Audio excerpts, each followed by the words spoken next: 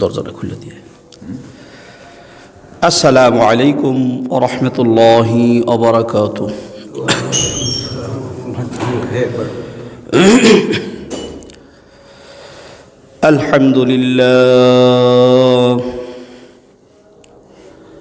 الحمد لله نحمده ونستعينه ونستغفره ونؤمن به ونتوكل عليه ونعوذ بالله من شرور أنفسنا ومن سيئات أعمالنا من يهده الله فلا مضل له ومن يضلله فلا هادي له ونشهد أن لا إله إلا الله وحده لا شريك له ونشهد أن محمدًا عبده ورسوله. أما بعد فقد قال الله تعالى في شان كلامه المجيد والفرقانه الحميد. أعوذ بالله من الشيطان الرجيم. بسم الله الرحمن الرحيم.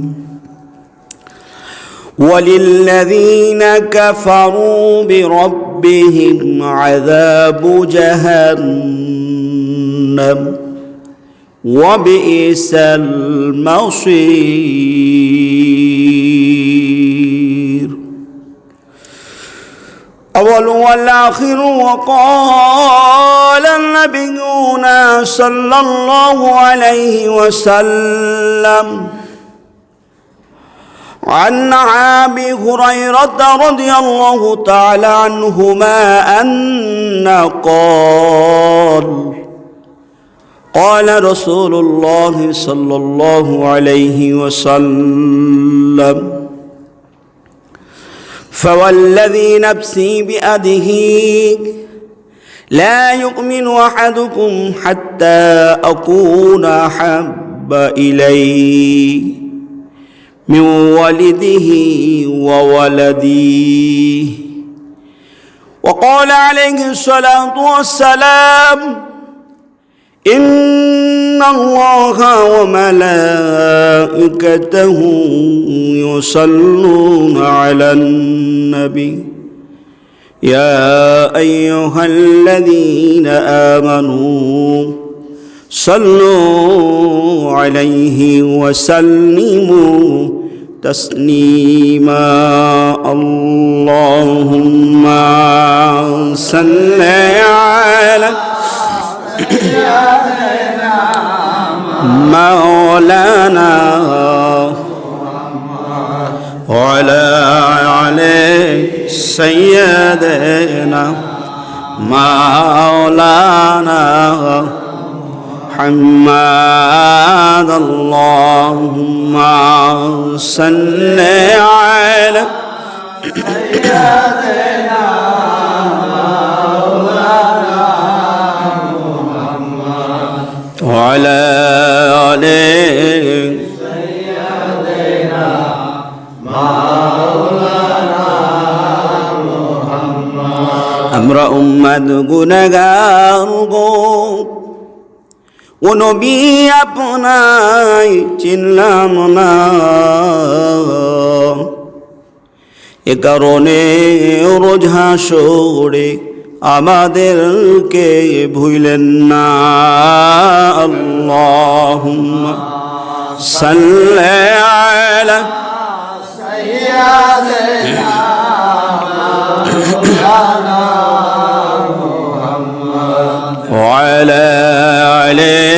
سيدنا مولانا محبت ذکر کر لا الہ الا اللہ لا الہ الا اللہ لا الہ الا اللہ لا الہ الا اللہ لا الہ الا اللہ لا الہ لا إله إلا الله لا إله إلا الله لا إله إلا الله لا إله إلا الله لا إله إلا الله لا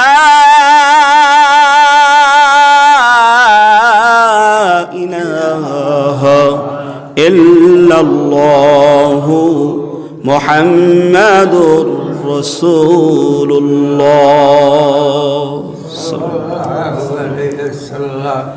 সাল্লাল্লাহু আলাইহি ওয়াসাল্লাম। বিশ্বনবী মহাগ্রন্থ হাদিসের কিতাবে বর্ণনা করেন যে দরুদ শেষে সাল্লাল্লাহু আলাইহি ওয়াসাল্লাম পড়েন তার আমল নামাতে কম হলে 10টা নেকি লেখা হয়। আফির রাওয়াহিল হাদিস শরীফ অন্য হাদিসে বিশ্বনবী আলোচনা করেছেন দুরূদের শেষে সাল্লাল্লাহু আলাইহি ওয়াসাল্লাম বললে আসমান থেকে 10টি রহমত বান্দার উপরে নাজিল করা হয়। অন্য এক হাদিসের উক্তি দিয়ে বিশ্বনবী বলেন যে ব্যক্তি সাল্লাল্লাহু আলাইহি ওয়াসাল্লাম বললেন তেনার জন্য বিশ্বনবী বলেন তেনার উপরে আমার সুপারিশ করা ওয়াজিব হয়ে যায়। কালেমার শেষে আমরা সাল্লাল্লাহু আলাইহি ওয়াসাল্লাম পাঠ করেছি, আমাদের লাভ হয়েছে না ক্ষতি হয়েছে? কতটুকু লাভ হয়েছে? সর্বপ্রথম হলো আমল নামাতে নেকি পেয়েছি। দ্বিতীয় নম্বরে লাভ হলো আসমান থেকে 10টি রহমত আমাদের উপরে নাজিল হয়েছে। তৃতীয় নম্বর লাভ হলো বিশ্বনবীর সুপারিশ করা আমাদের উপরে ওয়াজিব হয়ে গেছে।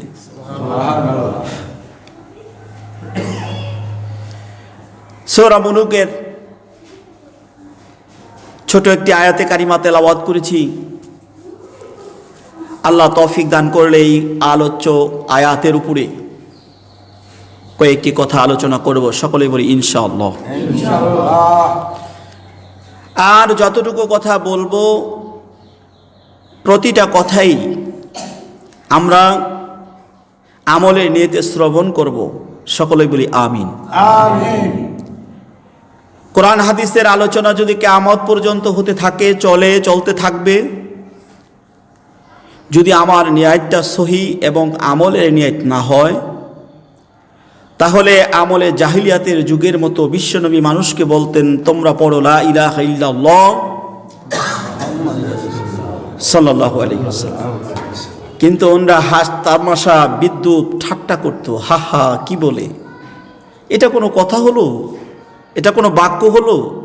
এটা কিসের কথা? জাহিলিয়াতের যুগের মানুষ কালেমাকে উপেক্ষা করে তারা মুমিন হতে পারে নাই, মুত্তাকি হতে পারে নাই, আল্লাহওয়ালা হতে পারে নাই, দিনদার হতে পারে নাই, ধর্মভীরু হতে পারে নাই। দুনিয়াতে তারা কোনো সুসংবাদ পায় নাই, পরকালে তাদের জন্য শান্তির কোনো জায়গাও নাই। শুধু জাহিলিয়াতের যুগে তারা কালেমাকে ঠাট্টা বিদ্রূপ করার কারণে, অবহেলা অবজ্ঞা করার কারণে। তদ্রূপ আমরা এখন কোরআন হাদিসের তাফসির, হাদিসের আলোচ্য ইতিহাস, ভূগোল থেকে আমরা যাহা কিছুই শ্রবণ করিয়া শুনি, এটা যদি আমলের নিয়াইতে না হয় তাহলে কিয়ামত পর্যন্ত শুনলেও কোনো লাভ হবে না, লাভ নাইও, হবেও না, নাইও। লাভ হবেই কিভাবে? আমি তো শুধু শুনছি, আমি শ্রবণ করি, আমি আমলের নিয়াইতে শ্রবণ করি না, আমি শুনি, আমি আমল করি না। আমি এই কথাগুলো মানুষের কাছে পৌঁছাই, কিন্তু আমলের দিকে অগ্রসর হই না। এই কথা শুনে কোনো লাভ নাই। আছে নাকি লাভ বলুন? না। আল্লাহ তাআলা রব্বুল আলামিন বান্দাকে সহজ সহজ কিছু কথা শিখিয়ে দিয়েছেন, যেই কথাগুলো বললে বান্দা হবে নেককার, বান্দা হবে দিনদার, বান্দা হবে ধর্মের জ্ঞানী, বান্দা হবে ইসলামের জ্ঞানী, বান্দা আল্লাহ তাআলার নৈকট্য লাভ করতে পারবে, বিশ্ব নবীর মহব্বত বান্দার অন্তরের ভিতরে পয়দা হবে। এজন্য আল্লাহ ছোট ছোট কিছু বাক্য বান্দাকে শিক্ষা দেওয়ার জন্য আল্লাহ এরাদা করেছেন এবং ইরশাদ করেছেন। বড় লম্বা কথা বান্দা মনেও রাখতে পারবে না, তার উপরে আমলও করা সম্ভব হবে না। এজন্য আমি ছোট ছোট কিছু কথা বান্দাকে বলে তার জিন্দিগি এবং আমলকে সুন্দর করার জন্য একটা উপমা স্বরূপ আমার কথাগুলো বান্দার কাছে পৌঁছে দেই। চিল্লায় বলুন সুবহানাল্লাহ। তার মধ্যে সর্বপ্রথম বান্দা ওই ব্যক্তিকে সবচেয়ে বেশি ভালোবাসে। কারে সবচেয়ে বেশি ভালোবাসে? ওই বান্দাকে ওই বলা হয়েছে। কে ওই? সে ওই বান্দা হলো যার দিল, যার অন্তর, যার কল্ব, যার দেহ আল্লাহ তাআলার মহাব্বতে, আল্লাহ তাআলার দয়ায়, আল্লাহ তাআলার অনুগ্রহে ভরপুর, যার অন্তরটা রাসূল আকরাম সাল্লাল্লাহু আলাইহি ওয়াসাল্লামের মহাব্বতে ভরপুর, ওই বান্দাকে আল্লাহ বেশি মহাব্বত করে, বেশি ভালোবাসে। জোরে বলুন সুবহানাল্লাহ। হাদিসের ভাষাতে আসছে জিকির আলা কলব, জিকির আলা কলব, শুকুর আলা জবান, শুকুর আলা। বিশ্ব নবী বলেন জিকির আলা কলব, যেই কলব ঘুমিয়ে যাওয়ার পরেও আল্লাহ তাআলার শানে জিকির চলতেই থাকে। শুকুর আলা জবান, শুকুর আলা জবান, শুকুর আলা জবান হলো দুঃখে সুখে কষ্টে আনন্দে উপভোগে অসুস্থতায় বিমারে সমস্ত বিষয়ের উপরে সব সময় বলে আলহামদুলিল্লাহ। বিশ্বনবী যখন আলোচনা করতেছিলেন জিকির আলা কলব, শুকুর আলা জবান, কি? জিকির আলা কলব, শুকুর আলা জবান। জিকির আলা কলব, শুকুর আলা জবান, এই বান্দাগুলো আল্লাহর কাছে অধিক প্রিয়। নবীর স্বামী ডাক দিয়া বলেন ইয়া রাসূলুল্লাহ, ইয়া হাবিবাল্লাহ, নবী গো, যারা কালেমা পড়েছে তারাই তো আল্লাহ তাআলার জিকির জবানে অন্তরে পাঠ করেছে। বিশ্বনবী ডাক দিয়া বলেন সাহাবী, কালেমা যারা পড়েছে মাত্র ঈমানের জন্য তেলাওয়াত করেছে, লা ইলাহা ইল্লাল্লাহু মুহাম্মাদুর রাসূলুল্লাহ, চিল্লায়ে বলি সাল্লাল্লাহু আলাইহি ওয়াসাল্লাম। শুধু ঈমানের জন্য একবার পড়লেই হয়ে যায় লা ইলাহা ইল্লাল্লাহ। নেই কোনো ইলাহা, আল্লাহ ব্যতীত সমস্ত শক্তির মালিক কে? আমার আল্লাহ। ঈমানের জন্য একবারেই যথেষ্ট, আর জিকিরের জন্য একবার আর দুইবার নাই। সিকালাতু ওয়া সিকালাতুল কুলুবি যিকরিল্লাহ, সিকালাতু ওয়া সিকালাতুল কুলুবি যিকরিল্লাহ। যে বান্দার জিকিরে সব সময় আল্লাহর ভয়ে জিকির হতে থাকে,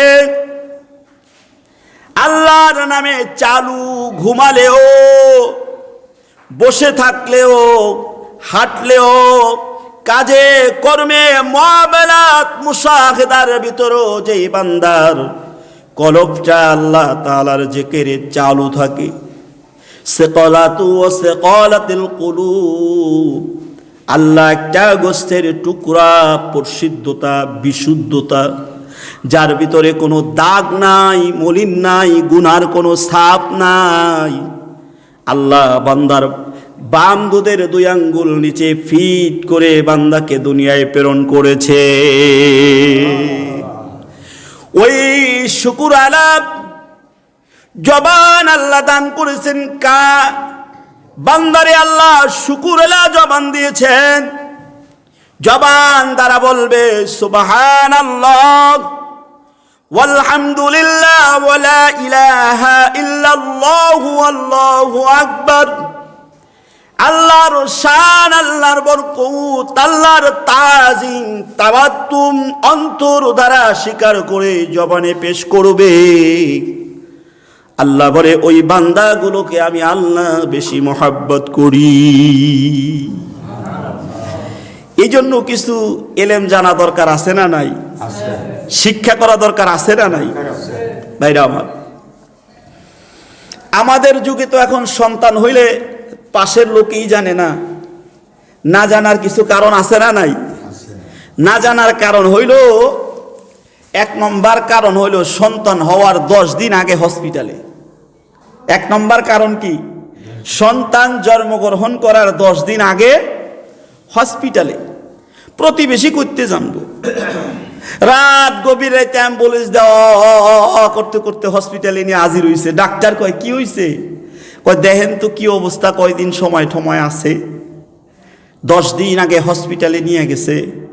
প্রতিবেশীর কাছে খবরই নাই। হসপিটালে 10 দিন আর থাকছে 5 দিন। কত দিন হয়েছে? 15 দিন। অর্ধ মাস শেষ হয়ে গেছে। এই অর্ধ মাসের পরে চলে গেছে বাবার বাড়ি। বাবার বাড়িতে 1.5 মাস, তারপরে আইছে। যখন কোলে করে হে প্রতিবেশী মাছ আসিরা জিগায় কি গো এটা কেডায়? ঠিক না বেটি? মুসলমান তো 2 জন খুব আপত্তিকর বিষয় কথা বলতেছে। স্বামী বলে স্ত্রী, যদি আল্লাহ আমাকে একটা ছেলে সন্তান দেয় তাহলে আমি স্কুলে পড়াইয়া ওকে বড় শিক্ষায় শিক্ষিত করব, যাতে আমার নাম থাকে, বংশের নাম থাকে, গোত্রের নাম থাকে। স্ত্রী বলে না স্বামী, হায়াতের জিন্দিগি কয়দিন, যদি আল্লাহ ছেলে দেখ আর মেয়ে দেখ, মেয়ে দিলে মাদ্রাসায় পড়ায় আলেমা বানামু, আর যদি আল্লাহ ছেলে দান করে তাহলে মাদ্রাসায় পড়াইয়া আলেম এবং কোরআনে হাফেজ বানামো। বলুন সুবহানাল্লাহ। এই নিয়ে 2 জনের মধ্যে একটু কথা কাটাকাটি হয় কি হয় না? স্বামী কয় মাদ্রাসায়, স্ত্রী কয় স্কুলে, স্ত্রী কয় মাদ্রাসায়, স্বামী কয় স্কুলে। এই নিয়ে কথা কাটাকাটির বাকবিতণ্ড হয় কি হয় না?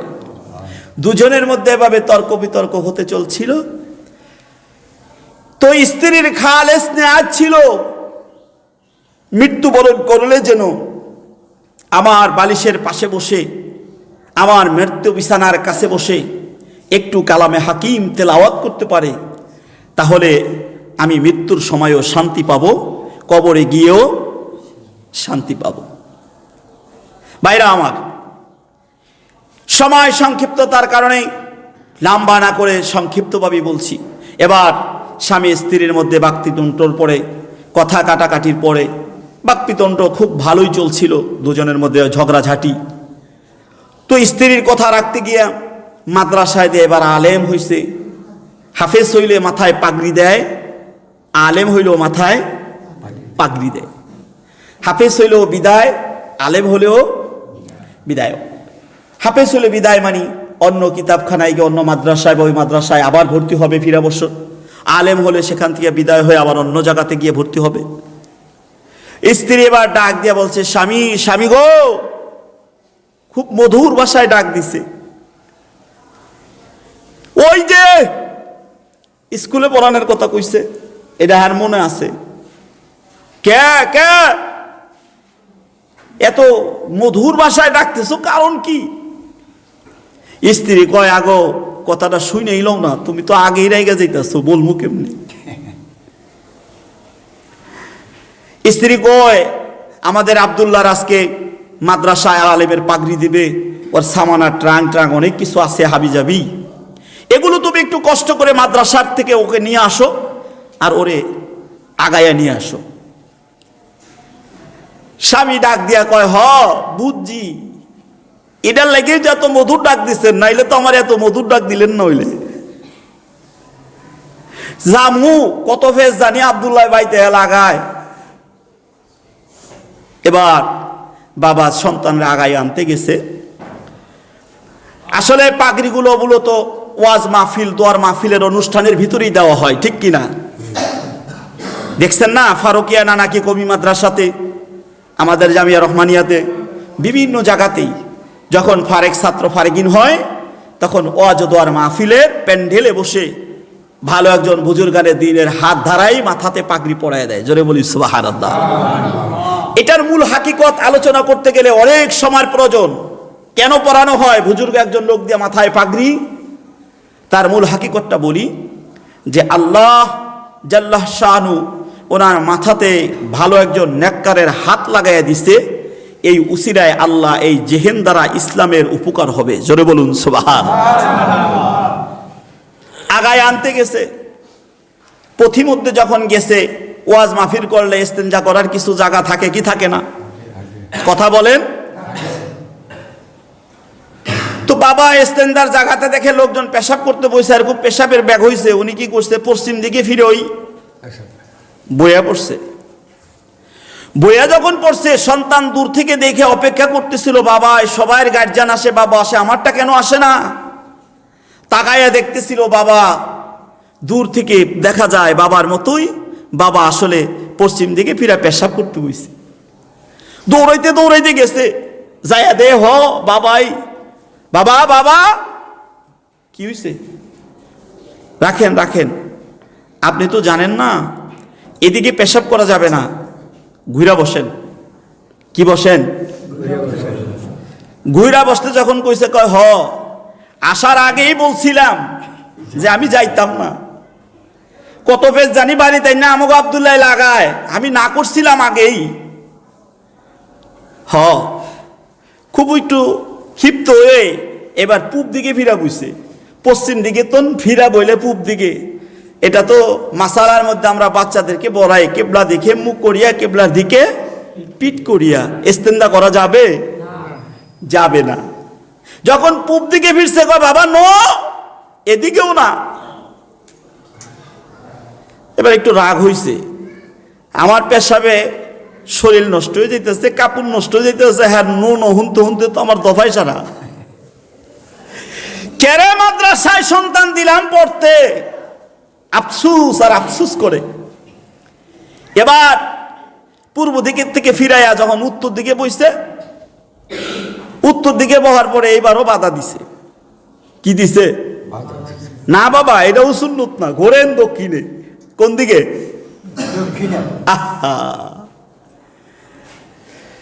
এবার বাবা কয়, হ বুঝছি, আমি আইতে চাইছিলাম না, এর লেগে ওই তোর মাই আমারে খালি জোর কইরা পাঠাইছে।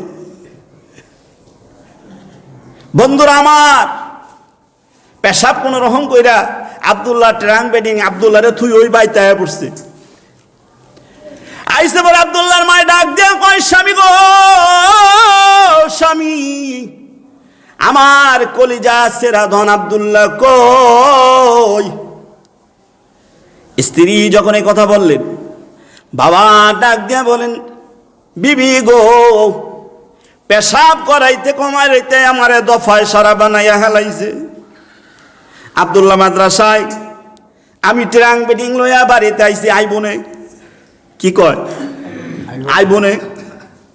স্ত্রী ডাক দেয়া কয়, স্বামী গো তুমি যদি থাকো আব্দুল্লাহর কলিজাটা বড় হবে, বাবা আমাকে আগায় নিতে আসছে, যাও যাও। এবার স্বামী মনের দুঃখে ডাক দেয়া কয়, বিবি গো আমারে যদি অন্য কিছু বলো আমি করতে রাজি আছি, কিন্তু আব্দুল্লাহরে মাদ্রাসা থেকে আনতে রাজি নাই। কে গো স্বামী কে? আব্দুল্লাহ আমার কলেজা সিরাধন, তোমার তো রসের সন্তান। এবার বিবির কথা মতো স্বামী এবার উত্তর দিয়ে বলে, বিবি গো তোমারে বলি তোমার আব্দুল্লাহ তা আছে মোতাইবনে। কি কয়? আব্দুল্লাহ তা আছে মোতাইবনে, কারণ এরা তো 3 দিকে ঘুরাইছে। কি হয়েছে গো স্বামী খুলিয়া বলো। বিবি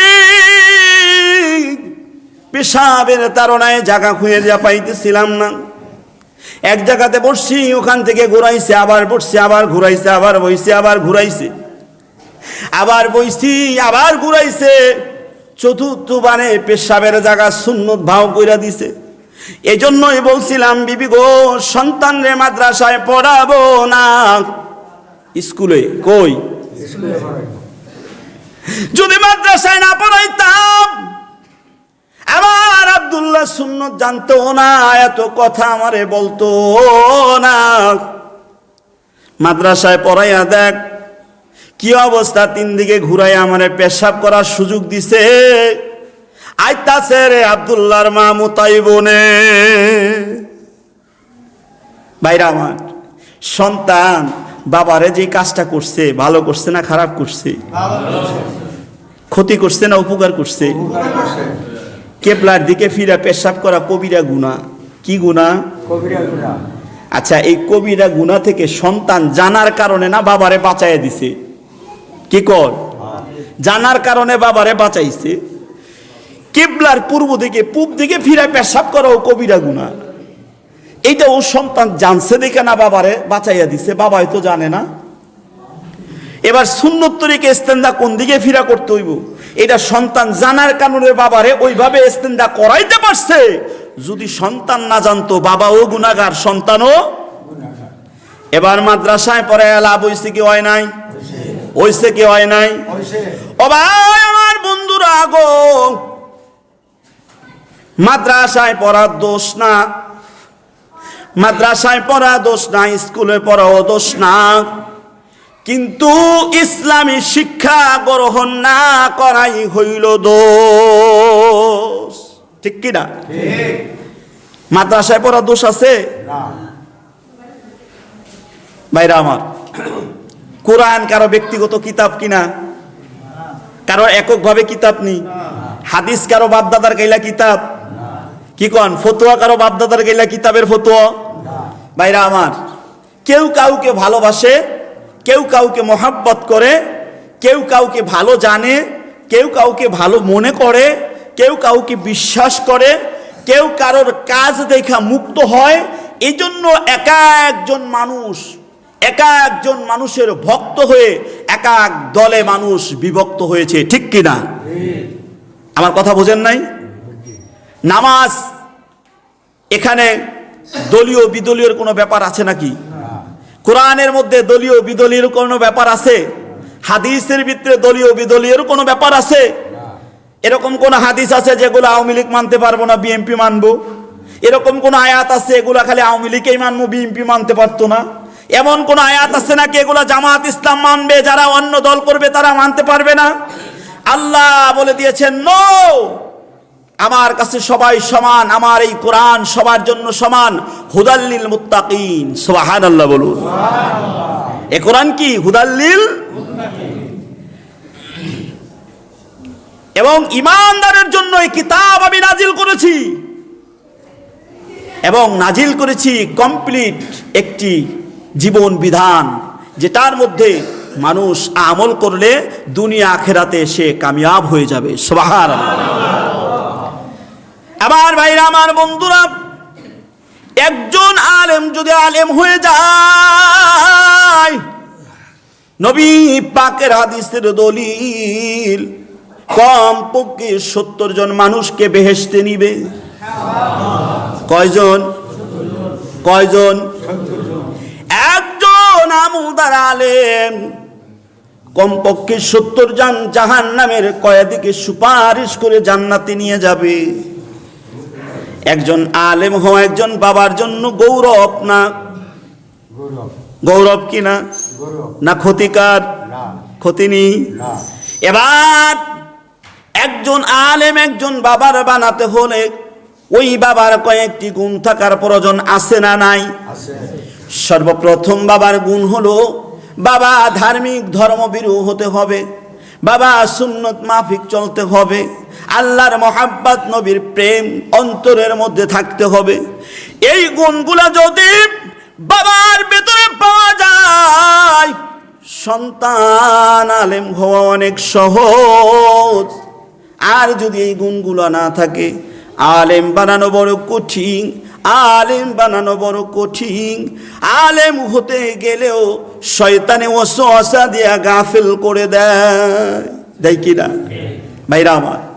এবার ইতিহাস সাক্ষী দেন, সন্তান আলেম হওয়ার পরে হাদিসের মধ্যে আসছে যে একটা আলেম সন্তান পিতা মাতা ভাই বোন দাদা দাদি নানা নানি শ্বশুর শাশুড়ি চাচা জ্যাঠা ফুপা ফুফি খালা খালু আপনজন প্রতিবেশী রক্তের বন্ধন বন্ধু সহ এরকম প্রথম আহালিয়াত রক্তের বংশধর থেকে শুরু করে 70 জন পর্যন্ত আল্লাহ তাআলার জাহান্নামীর আসামিকে সুপারিশ করে জান্নাতের দরজায় পৌঁছে দিবে। একটি ছেলে আলেম হলে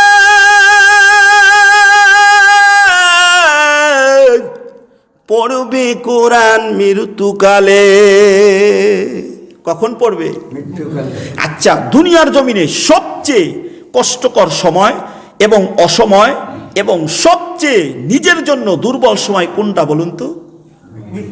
মৃত্যুর সময়। আহারে আফসোস, এর চেয়ে বান্দার দুর্বল কোনো সময় নাই যে সময় শুধু কন্যার চেহারার দিকে তাকায়, স্ত্রীর চেহারার দিকে তাকায়, বাবার চেহারার দিকে তাকায়, স্বামীর চেহারার দিকে তাকায় স্ত্রী, স্ত্রীর চেহারার দিকে তাকায় স্বামী, সন্তানের দিকে তাকায়, নাতির দিকে তাকায়, পুতির দিকে তাকায়, কে একটু কোরআন তেলাওয়াত করে, আমার তো বড় কষ্ট হচ্ছে। পড়বে কোরআন মৃত্যুকালে। কোরআন মৃত্যুকালে পড়লে কি হয় বিশ্বনবী বলেন?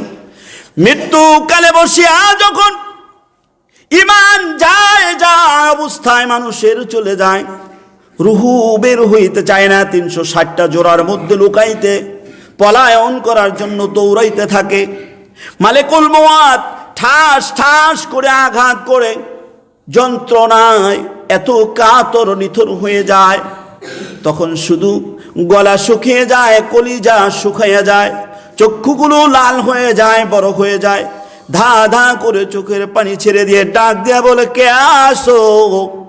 আমার মাথার পাশে বসে একটু কোরআন তেলাওয়াত করো। কোরআন তেলাওয়াতের আওয়াজ শুনলে বড় শান্তি লাগে। একটি ছেলে আলেম হলে পড়বে কোরআন মৃত্যুকালে, ভেগে যাবে মজবুত শয়তান থাকিবে ঈমান। কোরআন শিখাও ছেলে মেয়েদের ওহে মুসলমান। ঠিক না বেটি? আর এখন আমাকে নিয়ে কত তিরস্কার করে দেখেন না? করুক, তাতে আলেমদের কিছু আসে যায় না। ঠিক না বেটি? খাজা মাইনুদ্দিন চিশতি দিল্লির একজন মৌলভী। আমি 5 মিনিট কথা বলবো মাত্র। দিল্লির মৌলভী খাজা মাইনুদ্দিন চিশতি রাহমাতুল্লাহি আলাইহি, ইমাম কুলের শিরোমণি, আলেমদের শিরোমণি, সাধকদের শিরোমণি। দিল্লি থেকে ওনার পিতা গিয়াসউদ্দিন চিশতি রাহমাতুল্লাহি আলাইহি যখন বললেন, বাবা গো, হিন্দুস্থানে ওই আয়না সাগরের পাশে দিন প্রচার করার জন্য গিয়ে শিবির স্থাপন করো। সুবহানাল্লাহ। তদালীন কাল যুগের হিন্দুস্তানের শাসনের বাদশা ছিলেন পৃথ্বীরাজ। কে ছিলেন? পৃথ্বীরাজ বাদশার শাসন আমলে খাজা মঈনুদ্দিন চিশতি রহমাতুল্লাহি আলাইহি যখন আয়না সাগরের কাছে চলে আসলেন, আলোড়ন সৃষ্টি হয়ে গেল।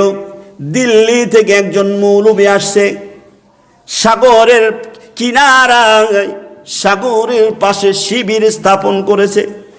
লগে দুইজন খাদেম আছে। কয়জন? দুইজন খাদেম আছে। আলোড়ন সৃষ্টি হয়ে গেল। মৌলবি দিল্লি থেকে হিন্দুস্তানে কেন আসছে? কোনো কারণ আছে, হয়তো যুদ্ধ করার জন্য, না হয় শত্রুতাচরণ করার জন্য, না হয় আমাদের উপরে নিবিড় নির্বিঘ্নে আমাদেরকে কতল করার জন্য। এই খবর যখন পৃথ্বীরাজের দরবারে চলে গেল, বন্ধুরা আমার, পৃথ্বীরাজ মিটিং করে তাদের এলাকার লোকজনদেরকে এবং সেনা সৈন্য প্রাসাদের মানুষগুলোকে ডাকলেন। ডাকিয়া বললেন, আমার রাজ সিংহাসনের মানুষেরা, আমার রাজ দরবারের মানুষেরা, হুঁশিয়ার হুঁশিয়ার, সাবধান, দিল্লি থেকে মৌলবি আসছে আয়না সাগরের কাছে। আয়না সাগরের কাছে আসছে। যদি কোনো খারাপ উদ্দেশ্য তোমরা দেখতে পাও, সরাসরি হাত পায়ে বাঁধিয়া আমার রাজপ্রাসাদে নিয়ে আসবা। আর যদি কোনো অপকর্ম দেখতে পাও, তাহলেও আমার রাজপ্রাসাদে নিয়ে আসবা। যদি কোনো খারাপ আচরণ কারোর সাথে করে, তাহলেও আমার রাজ দরবারে নিয়ে আসবা। খবরদার, লক্ষ্য রাখবা, মৌলবি যেন কোনো খারাপ কাজে লিপ্ত হতে না পারে। খাজা মঈনুদ্দিন চিশতি রহমাতুল্লাহি আলাইহি দিল্লি থেকে এই হিন্দুস্তানে আসছেন। হ্যাঁ, এখানে কি উনি খারাপ কোনো উদ্দেশ্যে আসছেন? কিসের জন্য? দিন প্রচার করার জন্য। কিসের জন্য? সাধকদের মধ্যে উনি সবচেয়ে বড় সাধক ছিলেন। আলেমদের ভিতরেও অনেক বড় মাপের আলেম ছিলেন।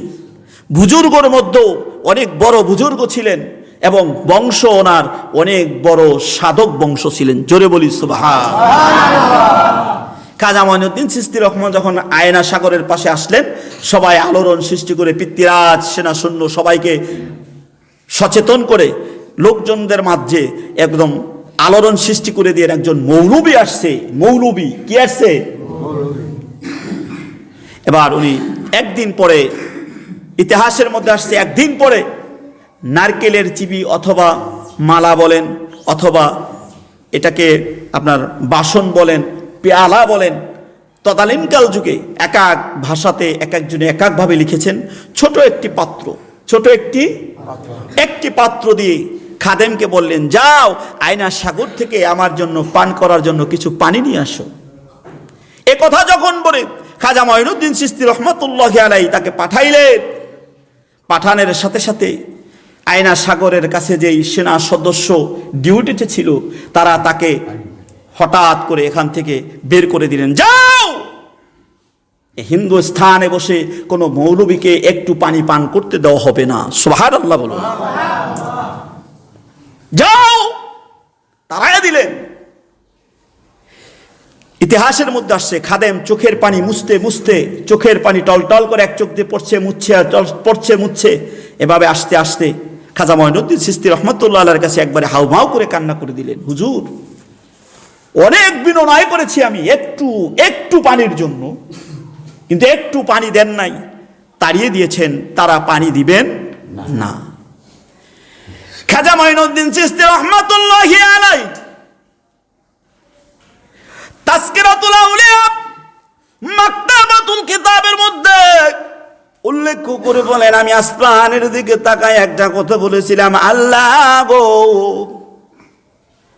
পানিও তোমার, আমি খাজা মঈনুদ্দিন চিশতিও তোমার। কার? পানি কার? সাগর কার? নদী কার? সমুদ্র কার?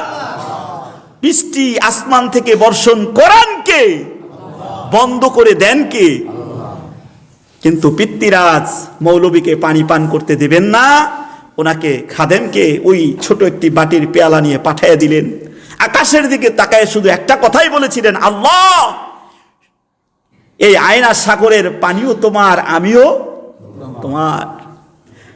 হিন্দুস্তানের বাদশাহ পৃথ্বীরাজ আমাকে একটু পানির জন্য ফিরিয়ে দিল, তোমার হুকুমেই তো আমি এখানে আসছি। সুবহানাল্লাহ বলুন, আরো জোরে বলুন সুবহানাল্লাহ। কিছুক্ষণ সময়ের মধ্যে, সাগরে তো জোয়ার বাটা হয় না, সাগরে জোয়ার বাটা হয় সমতল পানি। দেখবেন এই পানি কমছে, আবার যেই সেই। সমুদ্রের পানি দেখবেন সমুদ্রে একটু ঢেউ খেলে এই টানে উঠে গেছে, আবার পানি নেমে গেছে। এটা সাগরের পানির তলদেশে টানে আপ ডাউন হয় পানি। এটা আল্লাহর কুদরত। কার কুদরত? এই যে পানি কম বেশি হওয়া, এইটা দেখেও তো আল্লাহর পরিচয় পাওয়া যায়, ঠিক কিনা? পানি সমান করে দিল কে, আবার টান দিয়ে নিচে নিয়ে গেল কে? ওই মালিককে। জোরে বলেন। এবার যখন পাঠিয়ে দিল, দেখে পানি সা সা সা সা করে নামা শুরু হয়েছে। নামতে নামতে নামতে নামতে নামতে নামতে এক রাত্রের ভিতরে আয়না সাগরের পানি শুকাইয়া শেষ। সুবহানাল্লাহ, আসতে কইলেন। একজন মৌলবীর সাথে বেদবি করার কারণে আল্লাহ সমুদ্রের পানি শুকাইয়া দিলেন। এই সুবহানাল্লাহটা আসতে কইলেন। হাহাকার পড়ে গেছে। পৃথ্বীরাজের কাছে খবর গেছে, মহারাজ, পানির সংকট। কিসের সংকট? জোরে কোন? হায় হায়, পানির সংকট। এত বড় সাগর, এত ফোয়ারা, এত নহর, পাহাড়ের পর্বত, পানির সংকট, বলো কি? পানি কোথায় গেল? খবর লাগায় দেখলো কোথাও বান টান দেওয়া আছে কিনা, নৌবহর দিয়া কোনো কাজ হইল না। ইতিহাসের মধ্যে আসছে শুধু পানি নয়, খাজা মঈনুদ্দিন চিশতি রহমাতুল্লাহি আলাইহির সাথে পৃথ্বীরাজের এক সৈন্য পানি না দেওয়ার বেয়াদবি করার কারণে আল্লাহ উট, দুম্বা এবং মায়ের স্তনের দুধ পর্যন্ত শুকিয়ে দিয়েছিলেন। একটু বেয়াদবি করার কারণে। খাজা মঈনুদ্দিন চিশতি রহমাতুল্লাহ আলাইহি বরদোয়া করে নাই, করছে না। ইতিহাস বলতে গেলে অনেক সময় প্রয়োজন। ভাইরা আমার, আমি এই কথাটুকু এজন্য বললাম, খাজা মঈনুদ্দিন চিশতি রহমাতুল্লাহ আলাইহি এত বড় একজন বুজুর্গ, এত বড় একজন দার্শনিক, এত বড় একজন সাধক, এবং এত বড় একজন আলেম, তার সাথে আজকে নতুন নয়, ওলামায়ে কেরামের সাথে বেয়াদবি তদানীন্তন ইংরেজের শাসন আমল থেকেই করে আসছে, ঠিক কিনা? আর তাদের সাথে যুদ্ধে জয়লাভ করেই ওলামায়ে কেরাম এখন পর্যন্ত তামাম পৃথিবীর জমিনে দিন চমকায় রাখতেছে, ঠিক কিনা ভাই? ভাইরা আমার, আলোচনা আমি আর দীর্ঘায়িত করব না। তার সারসংক্ষেপ আরেকটু কথা বলি। যখন এই আলোড়ন সৃষ্টি হয়ে গেল, ডাতো মৌলবীকে পানি না দেওয়ার কারণে এই ঘটনা ঘটছে, এবার সৈন্য সদস্যকে পাঠাইলেন, মৌলবীকে ধরে নিয়ে আসো। কি করো? তিনটি কথা বলবো, আমি শেষ করে দিব। মৌলবীকে ধরে নিয়ে আসো। যখন সেনা সদস্যকে পাঠান, খাজা মঈনুদ্দিন চিশতি মনে করে, মাওলানা খাজা মঈনুদ্দিন চিশতি রহমাতুল্লাহি আলাইহি তিনি শুধু দুইটি কথা বলেন, এদার আও বেঠো, এদার আও বেঠো, আসো বসো। যখন ধরতে যায় তখন উনি ইশারা দিয়ে বলে, এদার আও বেঠো, আসো এবং বসো। ইতিহাসের মধ্যে আসছে যতগুলো মানুষ সেনা সদ্য সৌদিন নাজির মহারাজ পর্যন্ত লাস্ট ফিনিশিং আসতে চেয়েছিলেন, বাকি আলোচনাটুকু আল্লাহ হায়াতে দান করলে আগামী জুমাতে আলোচনা করব ইনশাআল্লাহ। আগামী পর্ব আলোচনাতে আলোচনা করব ইনশাআল্লাহ। যতগুলো মানুষ আসছে, মাটিতে বসার সাথে সাথে মাটি গ্রাস করে ফেলেছে, কোনো মানুষ উঠে যেতে পারে নাই। আসতে কইলেন সুবহানাল্লাহ। এই বাংলার জমিনে এখনো এরকম মানুষ আছে, যদি বলে এখানে দাঁড়াও, দাঁড়ায়া থাকার চেয়ে এক পাও লাগানোর ক্ষমতা পৃথিবীর জমিনে কারো নাই। আছে না নাই? আপনাকে কি মনে হয়? নাই। বিশ্ব নবী দুই হাত তুলে বলে নাই আল্লাহ ধ্বংস করে দাও, যদি বলতো তাইলে এখনো যারা আছে বললে ধ্বংস হয়ে যাইতো। এত সহজ মনে করেন না ওলামায়ে কেরামকে, এত সহজ মনে করেন না দিনকে, এত সহজ মনে করেন না কোরআনকে, এত সহজ মনে করেন না ধর্মকে, এত সহজ মনে করেন না মৌলবীদেরকে। তারা কিছু বুঝে না, কিছু জানে না, কিছু শিখে নাই, না শিখে না বুঝে দিন প্রচার করে, দিন প্রসার করে, মানুষদেরকে বুঝাইতে চায়, এমন কিছু মনে কইরা বোকা বানাইতে চাইেন না, ঠিক কিনা? আল্লাহ আমাদেরকে এই কথাটুকু থেকে মৌলবীর ইজ্জত সম্পর্কে এবং তার তাজিম তামাত্ম সম্পর্কে জ্ঞান দেওয়ার জন্য আল্লাহ তৌফিক দেন, বলুন আমিন। ভাইরা আমার, অনেকেই দেখি যে কথা লিখতে জানে না, সেও বিভিন্ন পর্যায়ের কথা উলামায়ে কেরামের নামে লেখে, আছে না নাই? আঙ্গুল দিয়া টিপ দিলেই লেখা যায়। আল্লাহ না করুক তোমার আঙ্গুল মোবাইলের উপরে লাগিয়েও থাকতে পারে। আল্লাহ পারে কি পারে না? পারে কি পারে না? আল্লাহ করে, আল্লাহ ধরে না, ধরলে আল্লাহ ধরে না, ধরলে আল্লাহ। এমন আমেরিকা, ব্রিটেন, ফ্রান্স, সুইজারল্যান্ড, চীন, বিভিন্ন দেশের ভিতরে যেখানে মুসলমানদেরকে ধরে কতল করা হতো, ওই জায়গার মধ্যে আজকে দেখেন আল্লাহ একটা বিমারের কারণে বিশাল বিশাল মসজিদ তৈরি হতে চলেছে। হইতেছে কি হইতেছে না? হইতেছে কি হইতেছে না? এ মিয়া, আমেরিকার মতো একজন সৈন্য যদি একদিনে বা একটা লোককে একদিনে মারা হইতো, এটার জের জবর দিতে দিতে তামাম বিশ্বের রাজকীয় লোকদেরকে ডাকা হইতো, কেন মারা হইতো এটা রিসার্চ করতে করতে কারো না কারোর ঘাড়ের উপরে দোষ চাপাইয়া দেওয়া হইতো, ঠিক কিনা? ভাইরাসের দ্বিতীয় সংক্রমণে 1500 লোক মারা গেছে। কত? কার কাছে জবাব চাইবেন? আল্লাহ ধরে না, আল্লাহ খপ করে ধরলে আল্লাহ কি করে না? আল্লাহ মুসলমানদেরকে হেফাজত করুক, বলুন আমিন। আল্লাহ বিশ্বের মুসলমানদেরকে হেফাজত করুক, বলুন আমিন। আমরা মুসলিম জাতি, আমরা এক ধর্মের অবলম্বী। আমাদের কোরআন হলো আমাদের জীবন বিধান, হাদিস হলো আমাদের চলার রাহবার, বিশ্বনবী সাল্লাল্লাহু আলাইহি সাল্লাম আমাদের নেতা, আর সাহাবী হইল আমাদের শিক্ষার আচরণের পথিক, ঠিক কিনা ভাই? আমাদেরকে আমলের লগ্নে, শিক্ষার লগ্নে, ইবাদতের লগ্নে তাদের দিকে তাকায়া ইবাদত করার তৌফিক দান করুক, বলুন আমিন। সুম্মা আমিন। আখির দাওয়ানা আলহামদুলিল্লাহি রাব্বিল আলামিন।